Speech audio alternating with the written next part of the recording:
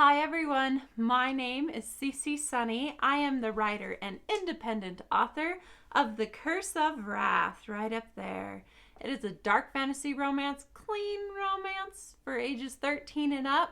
It is also a Beauty and the Beast retelling, so all you Beauty and the Beast fans out there, this one's for you. It is available on Amazon in both ebook, paperback, and hardback, so don't be afraid to check it out. So in the last video, we did like a raw session of thoughts coming down and writing them and how you craft your story, okay, and writing, the actual physical part of writing. And it was really fun. And as I finished up that video, I realized, so I know a lot of you people might struggle with this very common problem that us writers have, and that is writer's block. Well, I'm here to tell you it can be conquered. It's a little difficult, but it can be conquered. And it's hard. It's both simple and difficult, if that makes any sense. So I have some tips of what I personally do to beat my writer's block. It may work for you, it might not work for you, but it has worked for me. And being a girl who has a problem with her wandering thoughts that never do what they're supposed to, or I'm always sidetracked by everything and anything, this might help you to get your book down, okay? So the way to beat writer's block is number one, skip the block. That's right, you're gonna just skip the block. It's okay if you don't know what is supposed to go on step number 3. You know 1, you know 2, but you can't think of 3. But you remember 5 or 9, but you don't know what goes on 3. That is okay. So number 2, you're going to write what you do know will be in your book, okay? It's so unrealistic to expect yourself to have a whole entire book stored in your brain. It's not going to happen. And your brain is not going to think in order from 1, 2, 3, 4, 5. It's not going to do it. My brain doesn't work that way. I just get these really cool scenes that just get stuck in my brain. I instantly know how they're going to work out. And it feels like to me, my brain is so busy and trying so hard to remember that scene that it won't think of anything else. So what I do is I have to write it down. I have to write down that scene so my brain can relax and it can let the memory go. It can let the scene go. And what it does next is number 3, you are freeing up space for your brain, okay? You're letting your brain calm down like, okay, we got that scene written down. Now what's next? And that's how it works. You can't store a whole book into your mind. Are you crazy? Are you crazy? That is not going to happen. Unless you are like a bona fide genius.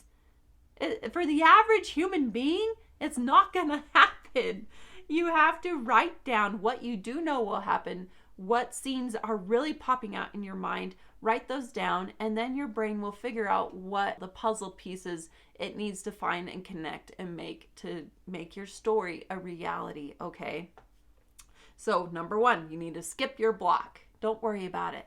Number 2, write what you do know will be in your story, okay? Just write down the scenes that your brain won't let you forget. It's out of order, I know, but it's okay. Calm down. All you plotters out there, pantsers are probably going to love me, but it's okay. We'll get the line out. We'll get the outline in a minute. Some people, they think differently. Their brains work differently. That's how it is. Okay. So number 2, write it down. What you do know will be in it. Number 3, you free up you free up the space. So your brain has room to think and figure out the next problem solving. Okay. And number 4, start out simple and tell your story first. Okay. And then when you go back through and you actually do the proper writing process, then you know which parts and which character arcs and these other things need to be enhanced and need to really be submersive for you, the writer, and to make it immersive for the reader. You know those writing tip stories when they tell you when to tell and when to show?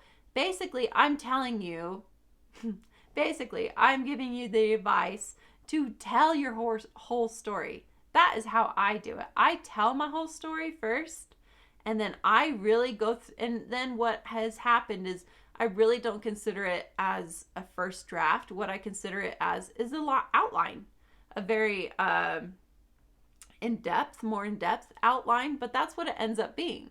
It's an outline, and then you can see where your holes are, where your arc problems are, and as your story as a whole, what needs work, what doesn't, and what needs to be enhanced, and what scenes you need to keep, and what scenes you need to take out.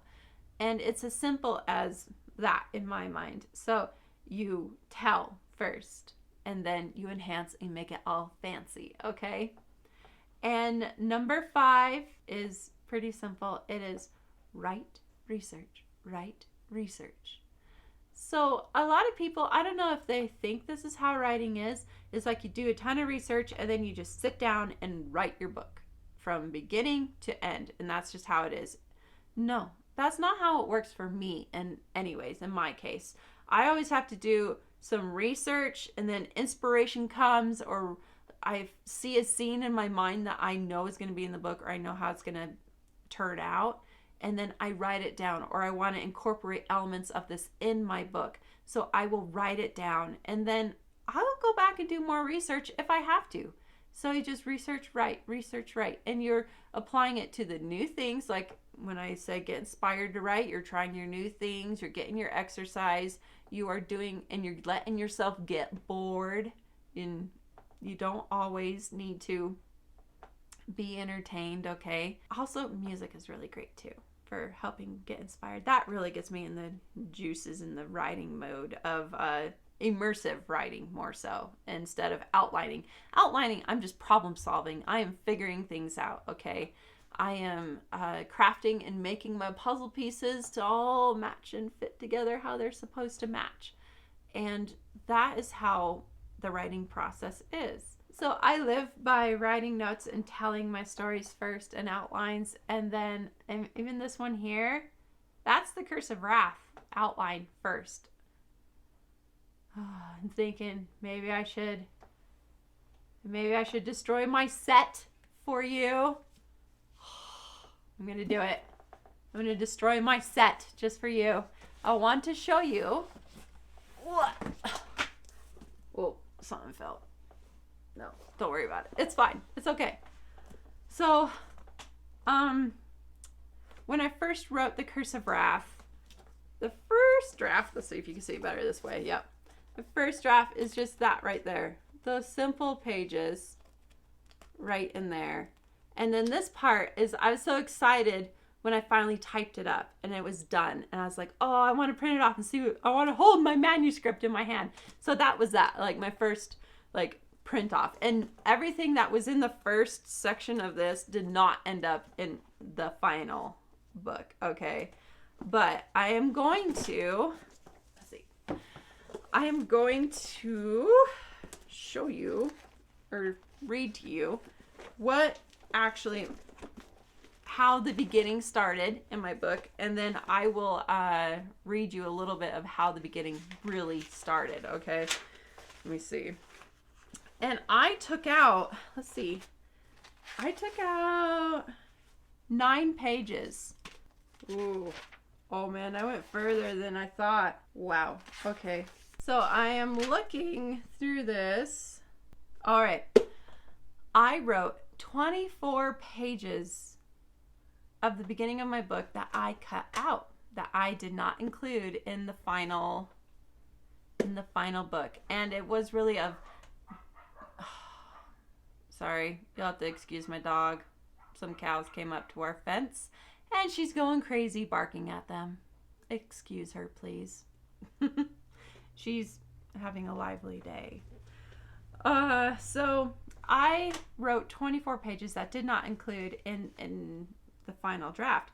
And it was basically of her everyday life, the town, and like how it's, you know, just so you can get more of a sense of her family dynamic and the characters. And I found that beginning to be too slow. And I was like, man, this book is for younger people that might not have the attention span to sit through and read that part, at least in the very beginning. So I axed it all out, which is fine.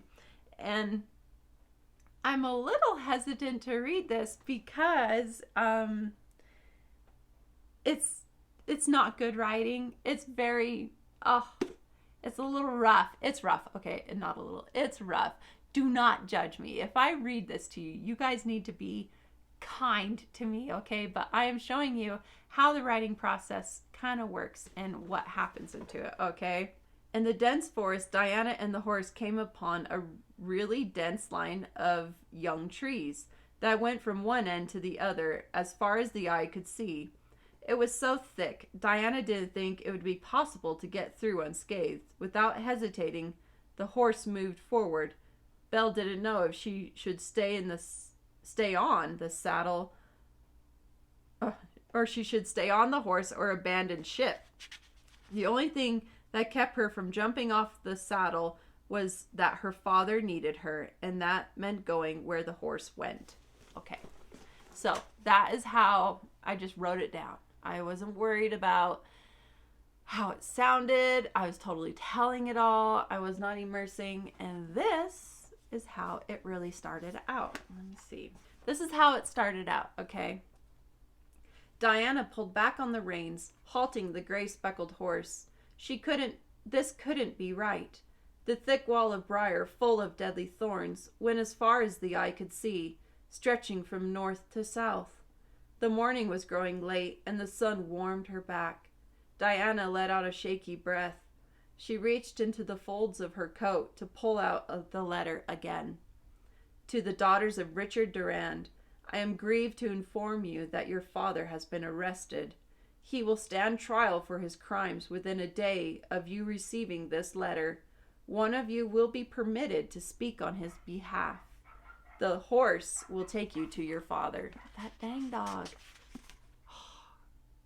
I wish the cows would stop coming up to the fence. You're getting her all excited. The handwriting almost seemed scratched into the thick parchment with her father's wedding band enclosed inside. The horse will take you to your father, Diana muttered. This is crazy. She shoved the leather back into her coat, and the horse started for the thorns again. In a struggle to regain control, Diana pulled the reins back. The creature may wish to get shredded to bits, but she did not. Okay, so that is how I ended up starting my story. Very different from how I first wrote it down on this behemoth. Why do I have this big thing? I don't even know why. It's massive. Also, a fun side note, I really got stumped. I got really stumped on the witch's curse. I had a lot of fun writing curses in this story, and I was really stumped on the one part of this curse because I like making spells and spells to rhyme and, you know, like a poem almost in a way. And I was like, I couldn't figure out blooms, rhymes with blooms that would make sense in a sentence. So I asked my sweet little sister, who is a genius. She is smarter than me. I learned at 7th or 8th grade to not argue with my sister 5 years younger than me, because she is that smart and she remembers everything she reads, and it is frustrating because she is so smart, but I love her to bits. Anyways, I learned from a young age not to fight with her because she will win and it's really annoying. But I had her help. I was like, Nicole, I just need you to find a word that rhymes with this word and makes sense in my story. And she did it, and it was really awesome. And so once in a while you can get help from a sibling or someone that's really smart that knows it. So what she did, it's just one more little tidbit I'll do for you on this spell, where I was really stumped and I didn't know what to do. And I just asked my sister for help. Sometimes you just need to ask for help. A curse I shall place on you, your people, and this place. Your people, the small-minded buffoons. Their stupidity replaced with blooms. See, she did buffoons. I would have never thought of buffoons to work in that and ever. So I hope you appreciate me destroying my set just for you. So writer's block, it's not scary. You can work through it, you can get through it, and I hope my tips have helped you to relax and realize it's not a big deal. And writing process, it doesn't come in order. It is all around you, moving parts, and that is fine and okay. If you guys have liked what you have heard here and the tips I give, go ahead and smash that subscribe button and follow me on this journey where I help you to figure out your writing process and to show you how fun writing can be and different, and to make your story fresh, new, and exciting and fun again. Most of all, fun. It's fun to write and create new things. I am on, let's see, what am I on? I am on Goodreads, Facebook, and Pinterest. Pinterest is really where I love to get and creative, and it's filled with a lot of my dreams, my likes, and my preferences, and just what I find beautiful in life and funny. And I also have a board, The Curse of Wrath, where you can see what inspired it and what the flavors and the feeling of the story I was going for.